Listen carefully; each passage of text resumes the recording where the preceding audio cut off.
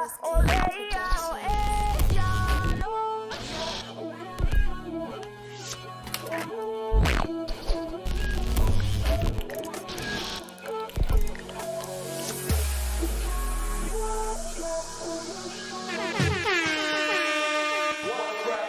your boy Sizwe&Siza.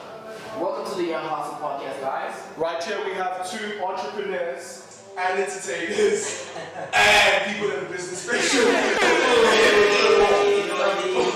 all rounders. So we have Oros and Prince Mampofu. We're gonna let them introduce themselves a bit further. What's up, guys? It's your boy Oros Mampofu.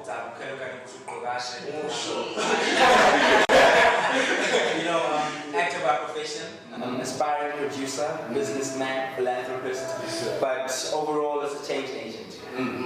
Prince, financial analyst and portfolio manager. So I'm in the finance space. I help people, work around their bucks. Wow, we still do, guys. All that is appreciated. So yeah, I just know about you, business, and how you actually came together. Yeah, so you guys have Keller Productions, right?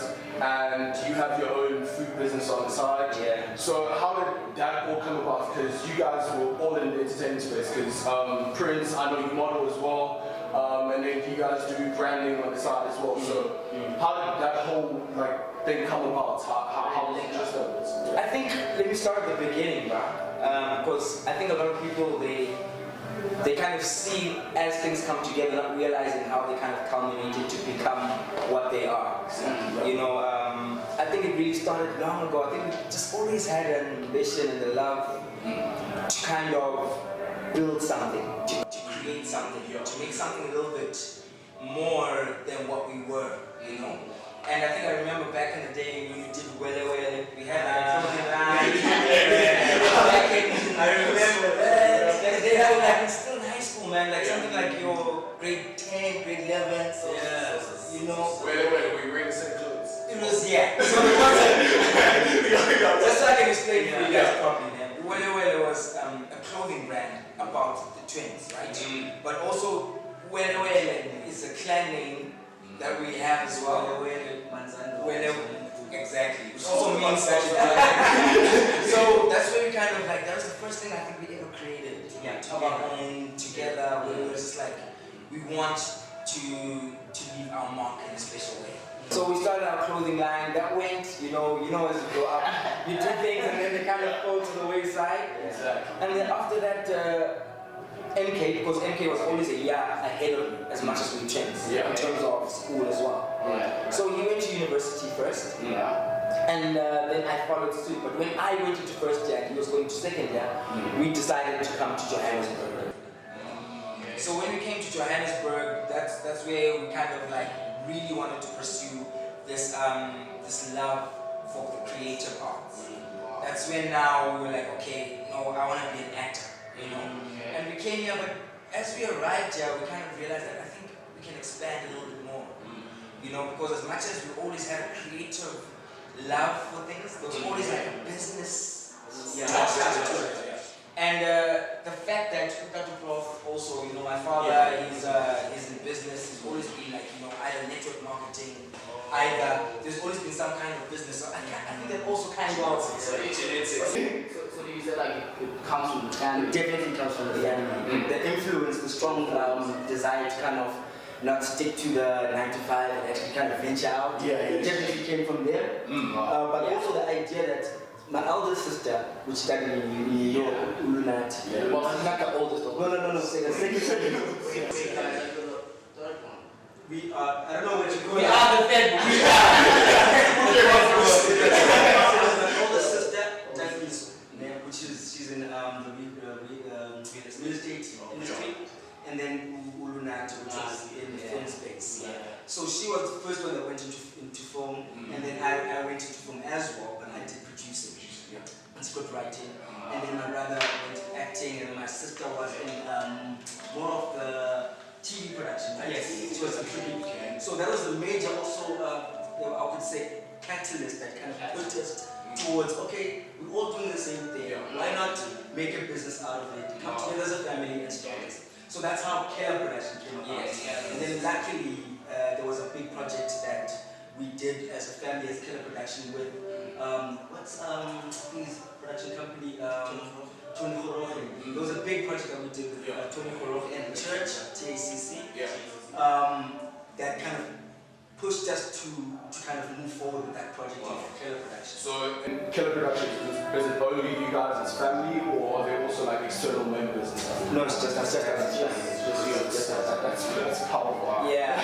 That's powerful. Control rights can be generational as well, right? Of course. So you talk about you guys moving from the Eastern Cape to Joburg to kind of like pursue acting, right? So you were a top actor, right, with LTVs and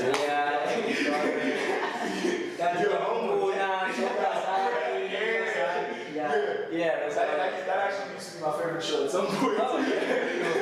Yeah, so how did you transition? How's the whole transition from being a contestant and top actor to being on Ice as your first movie, and then you being a star, getting a starring role on Scheme Sun? How did that whole process go about? If I can tell you, I think it really began, and I think this is an important lesson for people to pick up as well. When we got out of the university, I remember, because for me, I wasn't the brightest tool in the shed. Wow. You know, especially high school, it was bad. Good. I wasn't a should, but I wasn't a should. Yes.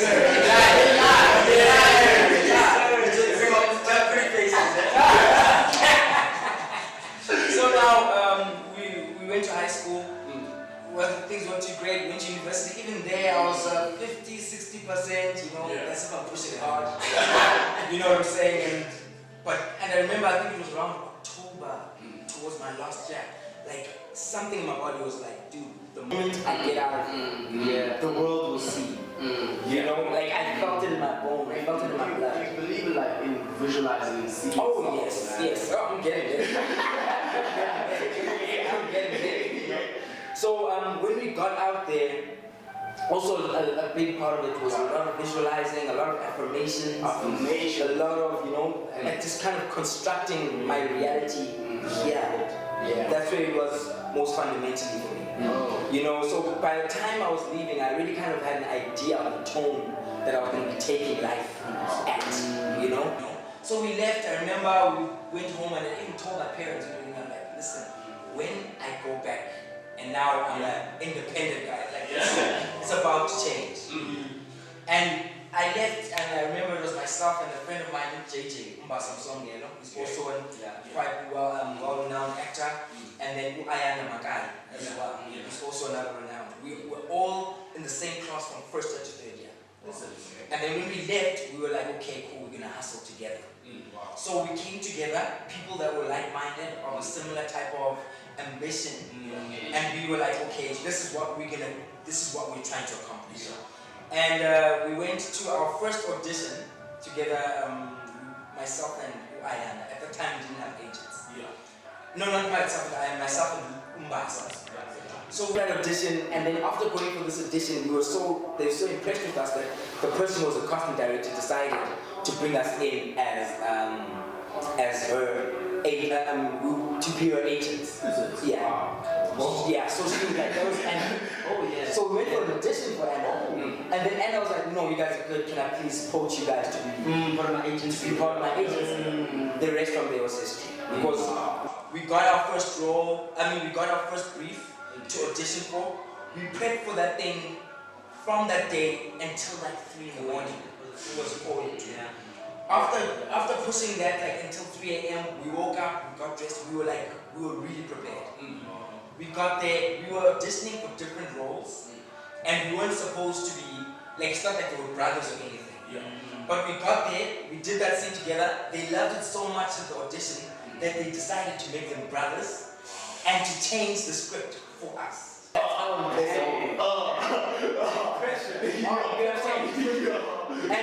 so that was the first day we got posted by our agent. The second day we got our first role. Same time. But that's how aggressive we were. You know, we do, like, work ethic was number one.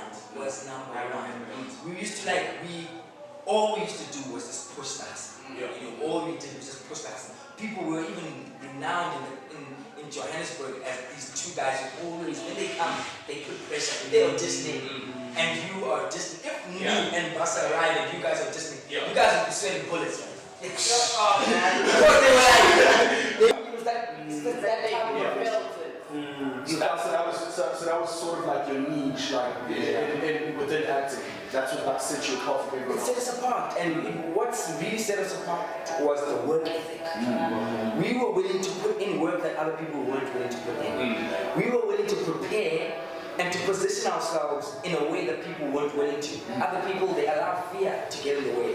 They allow their anxieties or their insecurities to get in the way, you know? And you know, we were just like, because we were like-minded. If I was afraid, JJ would be like, no, Oros, bro, let's go. If he was afraid, I'd be like, nah, Machi, let's push this thing, let's go. You know what I'm saying? And we've always been holding ourselves to the highest standard about it. You see what I'm saying? So I think because of that, we kind of strengthened our position in the industry. And within a few months, the word started going around. There are these young guys who, when they hit an audition, they don't at least get a call back. They're gonna land the role. You get what I'm saying? They never just go and mess around, and they go in, they smash, and like. So casting directors started to know us for that. And that's when that's how we started landing all these roles. People were like, hey, because it was one moment, it was, if it wasn't right, it was co-ed. If it wasn't co-ed, we were DJ Smooth, friends like these. I remember these people were present. These boys were present. They were present. Because we spoke to DJ Smooth that day and we told him, and this was before we did anything. Any of the productions, we were like, dude, expect us to come. Wow. I said expect, and we said this on national TV. I'm apologetic. Imagine third-year students, we trying to get 5 on this friend like 3 shows, and they were like, what brought you guys together? We're like, no, we're all actors, you know. And we're like, no, we're gonna show you, we're gonna make it. And all of us, in fact, all of us are in the industry pushing and killing it. You know, so I think that speaks to the fact that success is not a luck game. You know, it's preparation meets opportunity. Exactly. You know, when that opportunity strikes for you, you need to be in a position where you prepared so well that they cannot deny you. You get what I'm saying? And there will be moments for everyone, including you that's watching at home right now, including you guys. It's going to be an opportunity. Maybe the next millionaire will be like, hey guys, I want to find you guys to do this. If you guys aren't prepared, you'll miss that opportunity. But if you are, you'll take it with both hands. So true, because like it's for me as well, man. Even like comes to future, like those guys, I have to prepare by myself in the room for like more than 3 to 4 years. This has happened, you know.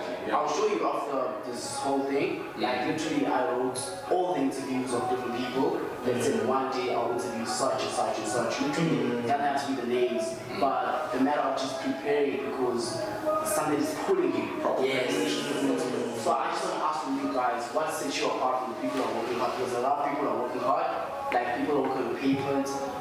People are just, they put in so much work, but they are like in the same situation. It's like they stand still. So do you think like you have to link up with your gift or your talent before you get to what? Before you get to where you want to be? Or it's just working hard? Because a lot of teachers, they tell us, okay, work hard, but what do you mean by working hard? Because a lot of people are working hard, even like varsity, but they're not linking to what they are. Or things don't play out the way you want. No. I think we're lucky because like in the spectrum of life, in general life, this is the best time to like live. In history. You know, we've got tools, we've got information, we've got all these different things that you can get on your phone. So obviously like work hard is an aspect, but also you need to be able to position yourself to kind of win in whatever industry you're working on. If you want to make money, you're not going to go to someone maybe that is in a particular industry, maybe that's a teacher or whatever. You can get access to them on YouTube. If someone, for example, like me, I'm in the financial analyst space. I trade. Exactly. But so if I want to trade and I want to be successful, I need to kind of align myself with people that are doing that, Exactly. you know, and but are already successful. Exactly. I don't know if you get what I mean. Yeah. Put yourself in that position where, okay, this guy Yeah. is successful. He's a millionaire. Okay, clearly he's got the blueprint. Yeah. So if I want to be successful, I don't need to go and create maths. I need to just go and actually study from the guy. I don't have to go and start from scratch. Go find a mentor. So can I disturb you a bit? So I told my mom 3 years ago when I went to college that I was gonna be a financial analyst. She asked me, what was that? I thought you wanted to be a chartered accountant.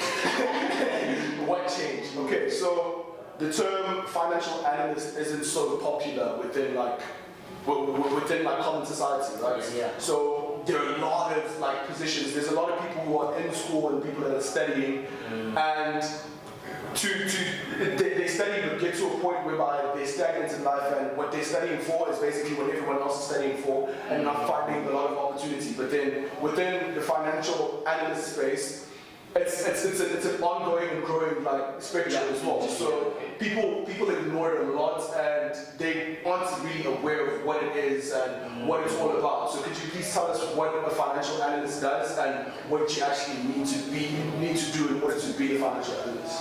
Okay, the first tricky thing about the space, first of all, is that it's very difficult to teach it. So you can teach the technicals, right? So when I say technicals, you can teach people on, okay, this is how the space moves, the financial space moves, but it's basically like trying to teach someone how to invest, right? You can teach someone, okay, buy property, buy this, buy this, but you have to have an inkling for it, which you get obviously from getting the information. Alright, so to answer your question, financial analyst is basically a trader. I'm a day trader. It's a trade, okay. Alright, so day trading, for example, is a very tricky industry in South Africa. Is because it's a very tricky industry in South Africa because it's a very grey area industry. You know, there aren't really university degrees that are out there teaching this, and if they are, they're very like slimsy and there's not specific like law or doctor engineering or anything like that. So to get into the space, the qualification is literally to get yourself in the space. Alright, it takes a lot of time, and obviously, or it could take less, less time. It depends on the individual, right? You don't really need a lot of qualifications. You can just wake up today and actually go and do your own homework, get yourself knowledgeable, and then you can get an application and start buying and selling. What we do is what the bank does with your money when you put your money in the bank. So you put your money in the bank goes and invests it in the financial space, in the financial markets, and properties, and different CFDs and other sorts of investment. And they give you a small portion of it. And they give you, So what we do is that, okay, I've got $100. Okay, I've got $100. I want to turn this $100 into $130. So you kind of buy and sell the market until you kind of, get your desired result. So that's basically what I do. To get into a bit of what you guys were talking about, especially to you, is the way that I bumped into this industry. I was busy in the network marketing space. Wow. So my dad was in network marketing. So I went and I did that for a number of years after varsity. I remember I was in Rustenburg. And I was busy at a seminar there. And I was at a hotel that I was staying in. I can't remember the name of the hotel. So I was sitting there and we're having dinner. I was having dinner. While I was having dinner, I said, oh, there are these charts that I've always been seeing. People are talking about money. I'd be fascinated, So when I saw the charts, I went to the table and I asked these guys, hey, so what is this? And then they broke it down to me, took some numbers. Once you took some numbers, the rest is history. So you need to be out there and be busy, and that's when you meet up with these different opportunities. And be fascinated. I will tell you my story is crazy, but I don't want to get into that. But like getting into the industry, I remember at the beginning, because it's very hard to find people that you can trust to foreign exchange industry. But finding people that are actually reputable to teach you so hard. I remember I used to stay in Houghton. I used to drive 2-3 times a week from Joburg here in Pretoria, all the way, Joburg to Pretoria, to go and meet up with this guy in the morning and have him teach me. And most of the time, the guy wouldn't even pitch up. So you call it. And I paid this guy, by the way. Whoa. I paid this guy. How did you get your justice? Did you get your money back? I didn't get my money back, bro. What do you mean? But I'm trying to say, I was so hungry that I would go, because I didn't know anyone else that would teach me. So I was following this guy. Week after week, I did okay, let's try and meet up, dog. And you give me piece by piece information. I'm like, hey, this guy. I can tell he's running me around, bro. But after that 3-4 months of him playing around with me, I didn't say, this thing won't work.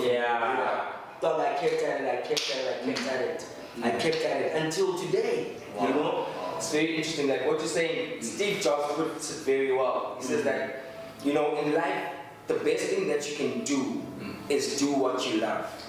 Because it is so hard that if you don't love what you do, you'll never be able to continue. You'll quit along the way.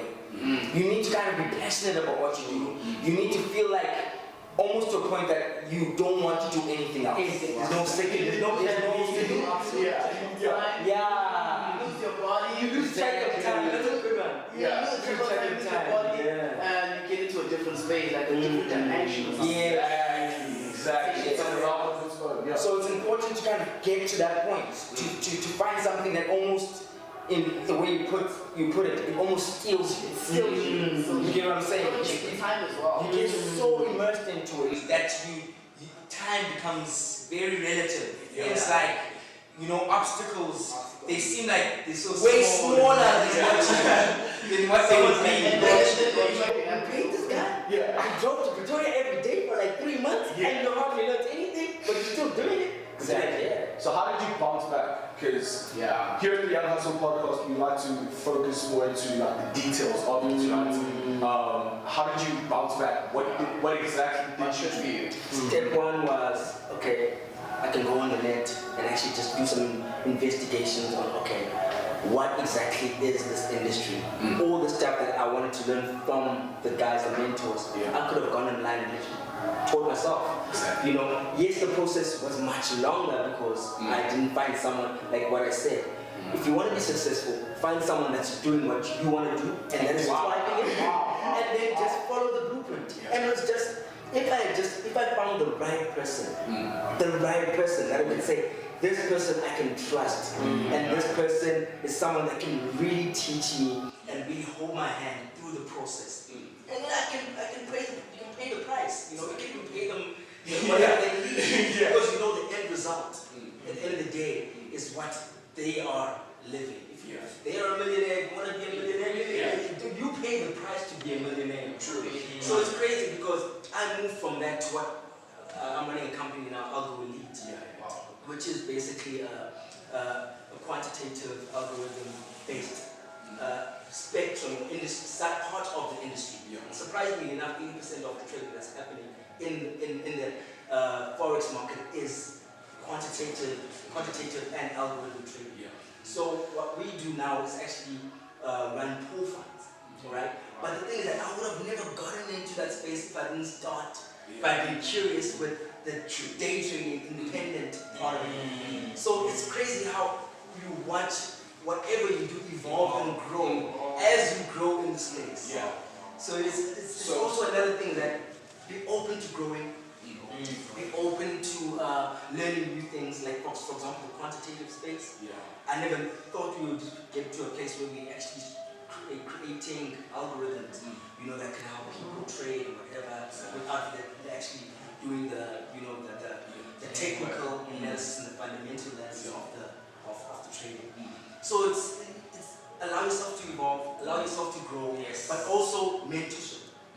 If I can cut it down into mentorship, find someone that is doing what you want to do, that's thriving in it, test them and say, you went in, okay, show me you winning. Yeah. Show me, for example, I'm sure you said you got into the space. Yeah. You've got a live account. Show me a live account. Okay, how long have you been running this live account? How long has it been successful for? Okay, you winning. Okay, show me how you did that. Yeah. Excellent. Yeah. So yeah, man, mentorship and anything that you do is top. I think you can also agree. So coming back to you, Oros, in the entertainment industry, like how did your parents find it? Since like your parents pastor of a church, and then you guys like in the entertainment industry, but there's a stereotyping that it's happening that you can't do certain things because you kids. Yeah. How did you maneuver all of that, guys? I think for us, it's been a big blessing that our parents have been very supportive. You know, from the get-go, they've been very supportive towards us. If anything, they were a very big part of the reason why we're successful, because they would always be speaking about how they're praying about us, they're praying for us, you know, they're hoping that, you know, as we endeavor that we will be successful. So even that for your morale as a young man or woman or any, you know, the person that you are, it's very encouraging to know that.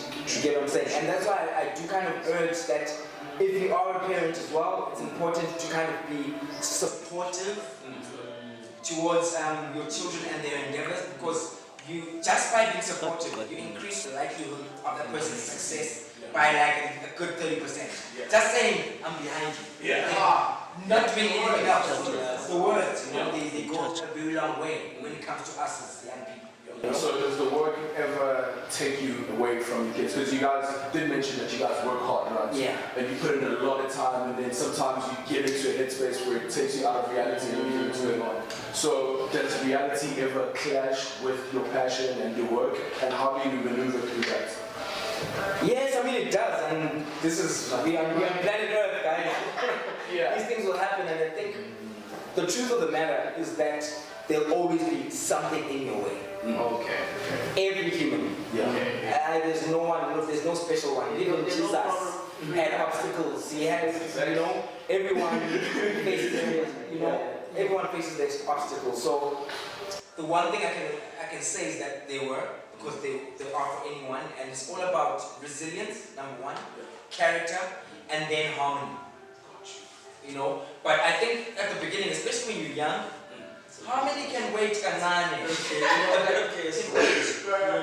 Resilience and character, you know, build yourself.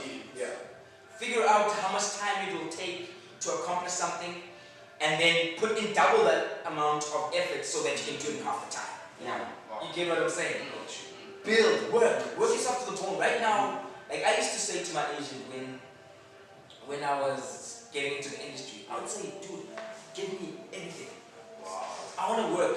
If I have a breakdown, I'll know. I'm still young. If I have a breakdown, I'll manage. It's not like if you're 50, you have a breakdown, you'll struggle for years to come back. You guys. If you work yourself to the bone right now, if you have a breakdown, your body can still allow you to kind of come back. You know, you're not gonna die, it's not gonna kill you. Sure. No, I'm not saying I'll be reckless, boys, but I'm saying push yourself to the limit. Push yourselves. Don't be afraid of your limitations. Take risks. You know, this is the time. You know, you don't have. Okay, I'm hoping none of you guys have children. I'm hoping none of you guys have wives. You know, none of you know.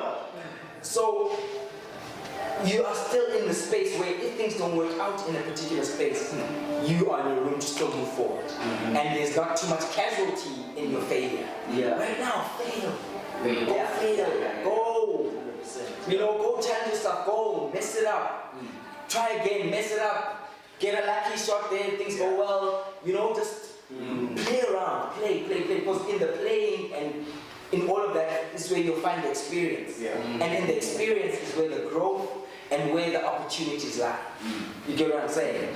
So, like, I think the one thing, yes, right now I'm at a space in my life where I am more cognizant about utilizing my time towards benefiting myself and my ecosystem, which is my daughter, which is my partner, which is my family, you know what I'm saying? I'm starting to move more to that. But at the beginning, That's not something you should be worrying too much about. Okay. In fact, if you know why you come girls, guys, Funny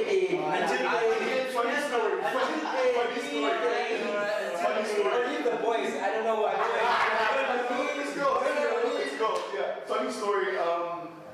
So parts of why this interview took a while to happen.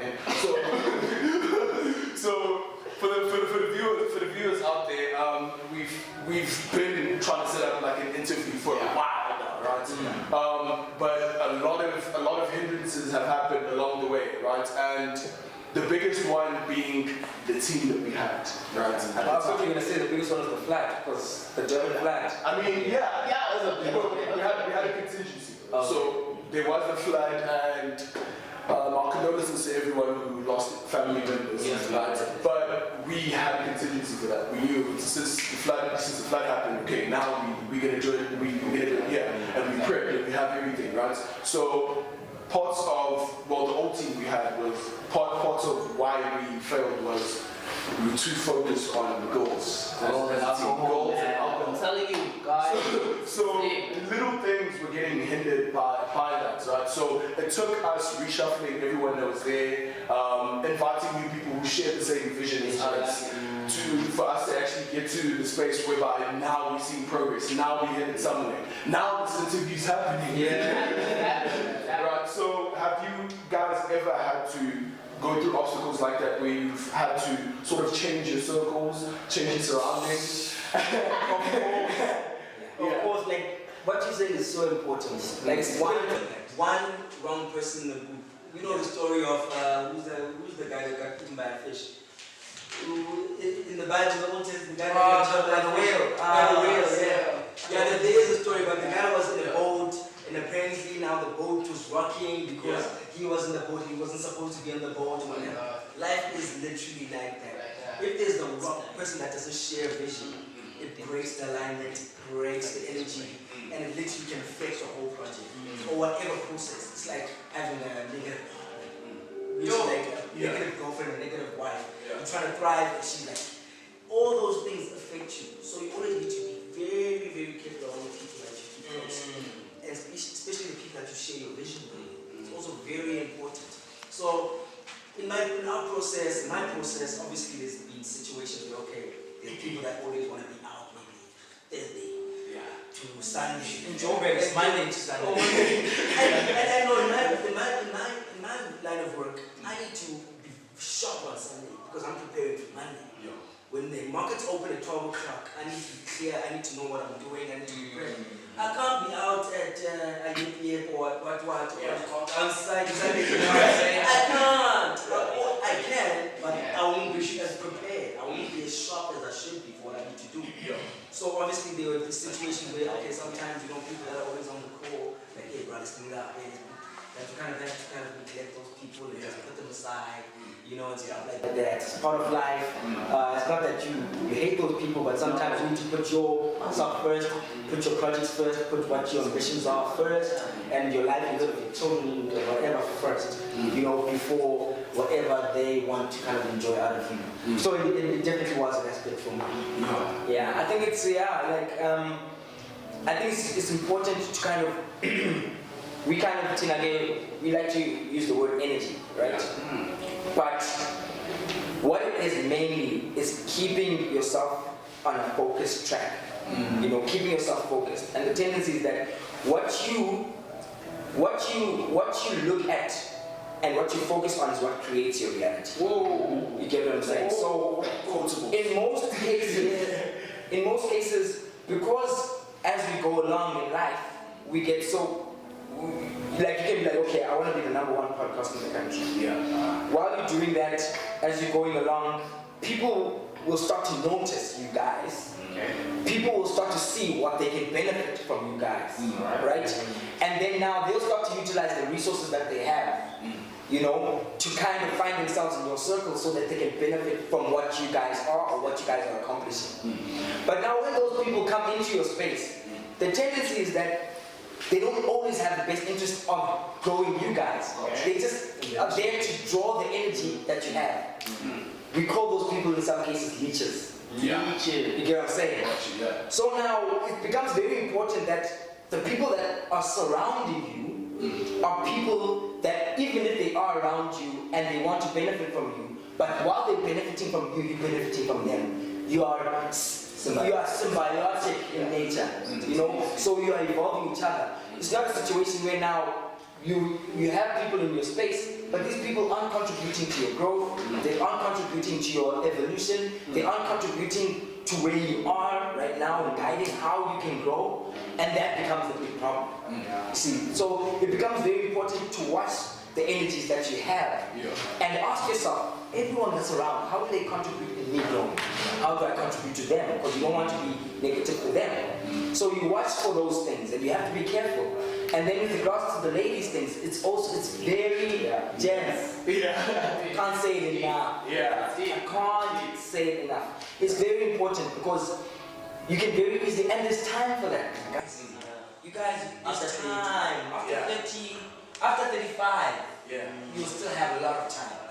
You get what I'm saying? Yes, sir. This is not a time for you as a young person to be deterred. Not at all. This is a time to be focused, to create a path for yourself that you want to go for, something that you're passionate about, and then win. Go win. And fail as you go along the way, but win. Alright guys, we are back on the Young Hustle podcast, and as you know guys, we have Oros Mampofu and Prince, the king himself. So yeah guys, we're back. So what's next? Yeah, so part of like our research about you guys came to a story about you guys when you were younger, a life story actually. It came to our attention that at some point you guys nearly had a fatality. Oh yeah. Right. Could you guys just go a bit in depth and then explain like how everything happened? Well, I've almost died a lot of times. It's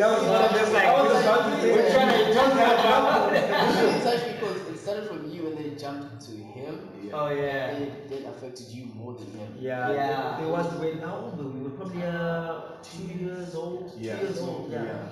I don't know if there was a bug or something that was going around. You know, sometimes there's these immunizations that we take for certain like different viruses or bugs that were going around. I think there was a specific bug that was moving around at the time in Qatar when we were young. So I remember I had that bug. Well, I don't remember, but I was told.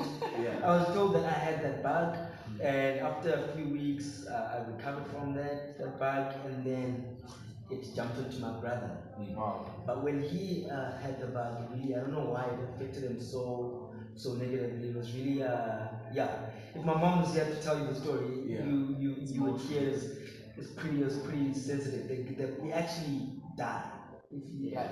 So what had actually happened was that on the night, on that very night, late in the evening, I started like my temperature started to shoot up. You know, and apparently maybe I was vomiting as well. You know, those but it's things that children will generally go through, right?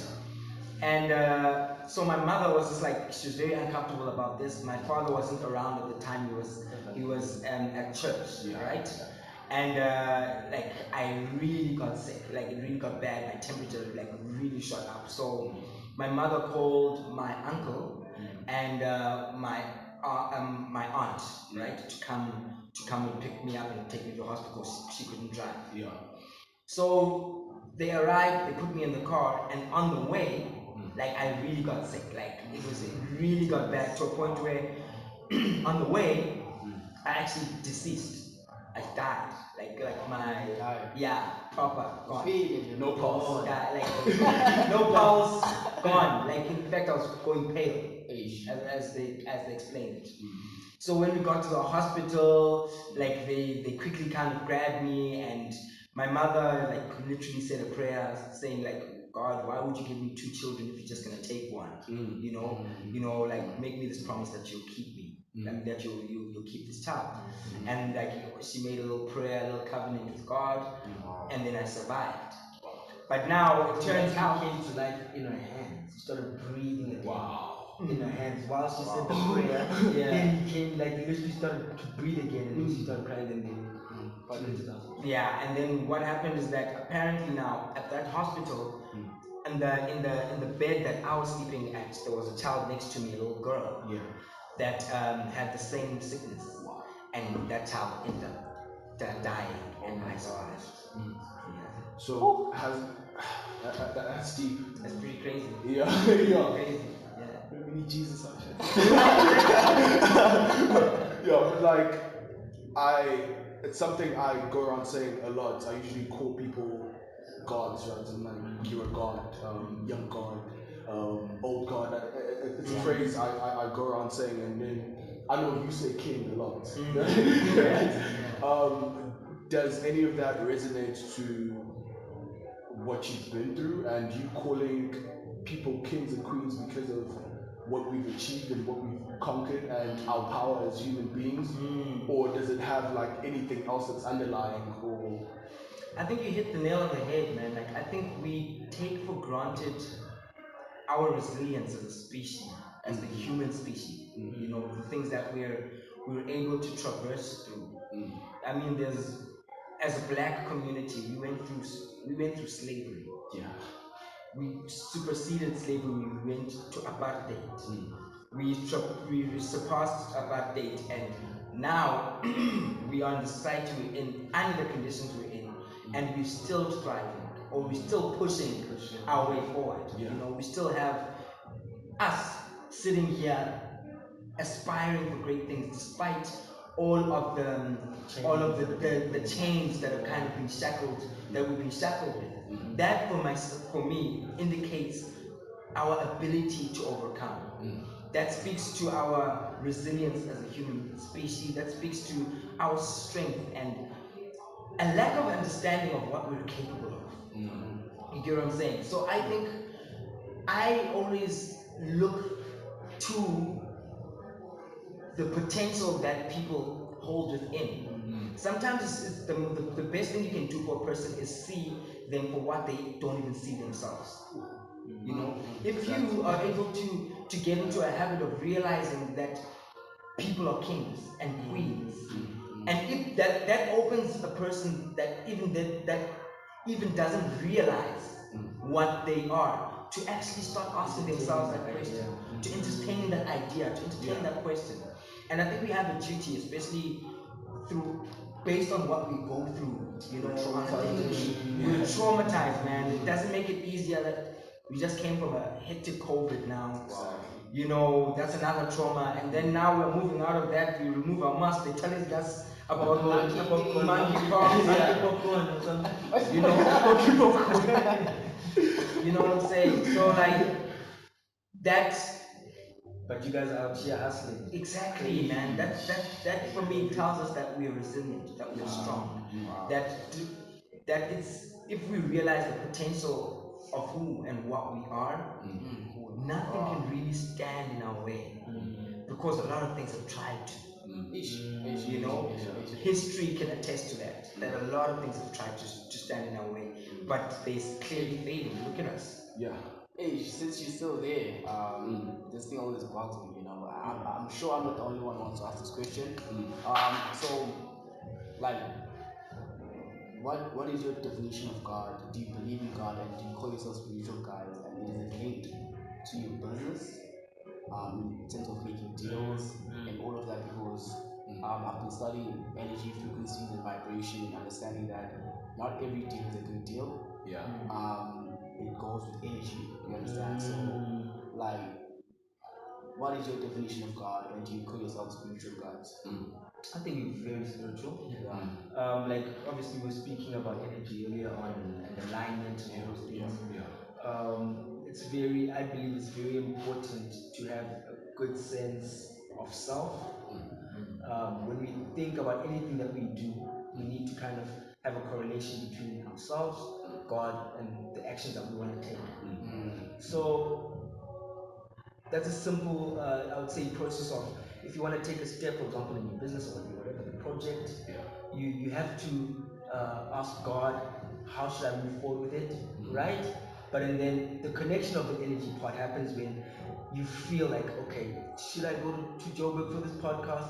And then when you actually take the step and you feel good about it, that is God saying thumbs up. Do you understand? For example, I'm sure you guys feel really good now.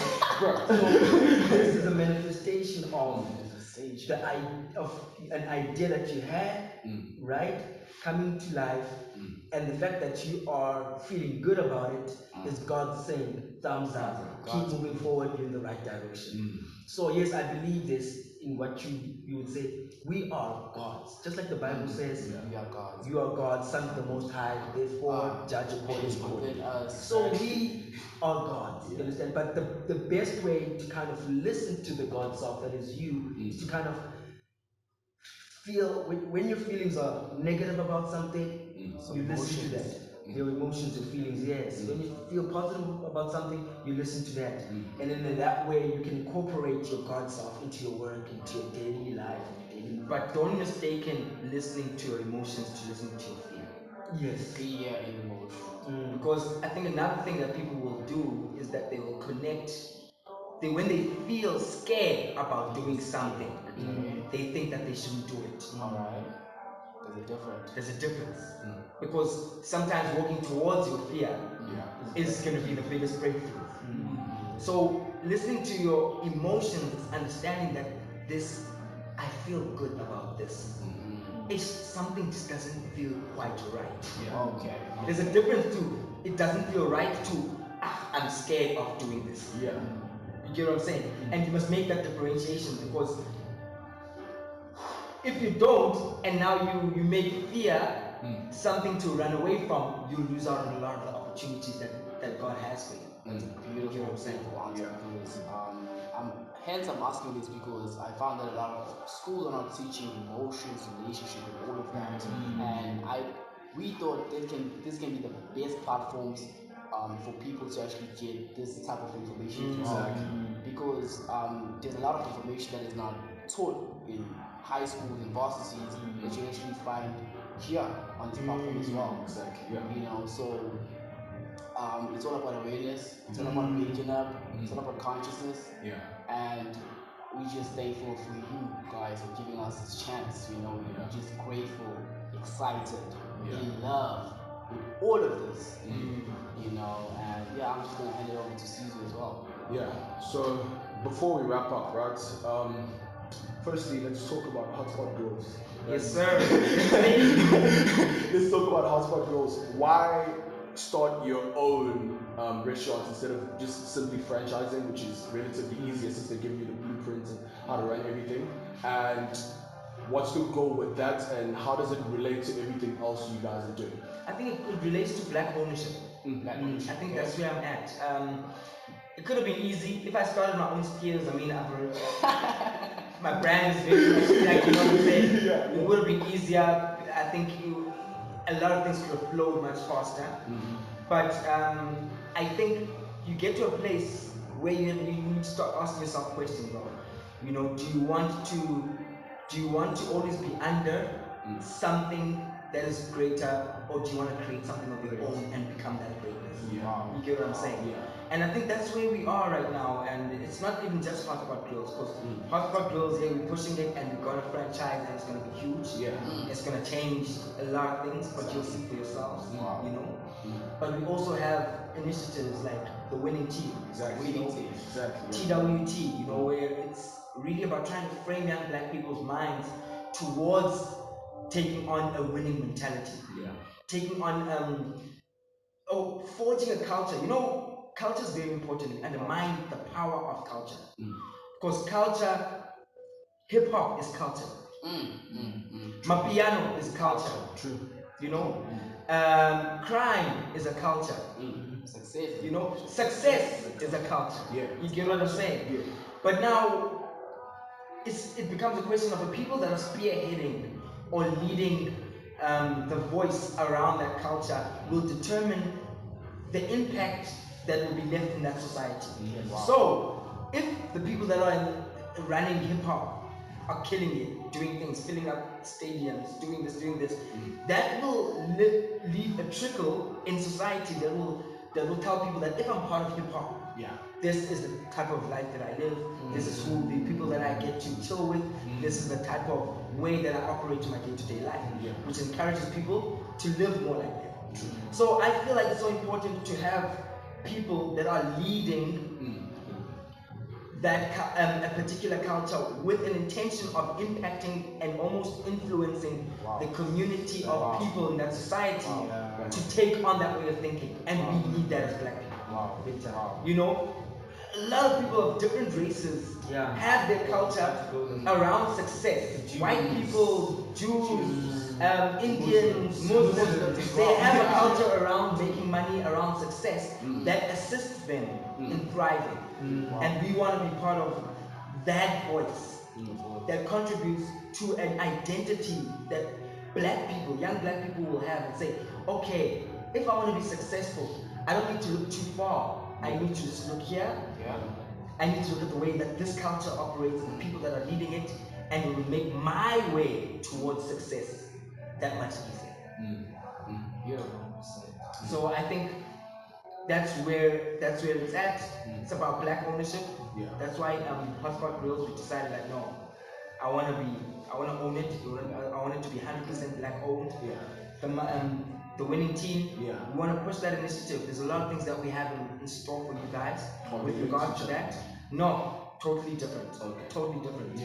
You know, but it's another initiative that's about, you know, just black ownership, success. Just trying to how to run your life day to day. You know, Monday, take it serious. It's not just whether you are employed, unemployed, whatever you're doing, wake up with the right mind frame. You know, and tackle life. Just don't just sit there and wait for things to happen. You need to get up and be intentional. So I think that's also why we you know, focus on Monday, wake up, workout. You know, Wednesday we are there, guys. How's the week going? How you going? Because you need to be hands on. Now it makes up, man. Now it makes up. You understand? The workout videos. No, it's not just Exactly. It's about mindset. Okay, you know, guys, this is how you run life. This is, you need to wake up. Once you take that exercise, it affects you mentally. It affects your whole day, your whole week. Exactly. You know, and you create those patterns and those small habits that change the trajectory of your life. You know you have to be up on Monday. You ain't going out on Sunday. You know, so it's those that kind of one thing affects another. And it goes back to what my brother said. So who gets in the winning team? Everybody. If you're a businessman, if you're a hustler, we're trying to really forge a community of young people with a similar mindset towards success. Gotcha. So You we know, can join also. so if you're part of the We movement, can be part of the everybody, you know, it's really it's an accountability community. Where people can be like, okay, you know what, I want to be successful. I know that I have bad days. So it's a community of people that I can align with. You know, with my ambitions, with that hashtag, with those through those lives, and be like, you know what, as long as I'm with this community, it increases my likelihood towards success. 100%. Yeah. Man. So, in closing, what's the message you guys would like to spread to the listeners and viewers of the public? Go for it, guys. I think that's the number one thing. The Young Hustle podcast. These guys just came from Durban. They're here. You know, like that shows initiative, getting out of your comfort zone and saying, I need to make this happen. You know, you could very easily take, like I was saying when we were coming in, you could very easily just do it online. You can compromise in so many ways, but compromising has its roots, it has its road. You know, and deciding to do it properly in the way that your instinct says it's also got its own road. So also just listen to yourself, go for it, and don't be scared, man. Life is our oyster. We're here to, you know, to play this life game and try to climb the ladders that we've initially put in front of ourselves. Let's go for it and take on life. Okay, before we kick off, so after this, guys, what's next for you in terms of individual projects? So I'm running the Alcohol Fund. Right, we started about 2-3 months ago. You can check us out on LinkedIn. You can check us out on on Instagram, Algo Elite. You can check out our website, www.algoelite.com. It's a full fund management company where you get to buy into our trading strategy and get the opportunity to make the profits that we make. We've been killing it for the last 3 months. Continue to kill. A lot of people are making money with us. We've been killing each and every month. So if you are a person that wants to get into the financial space, but you don't feel like you want to be hands-on, you can use us as a portal and we can get you paid.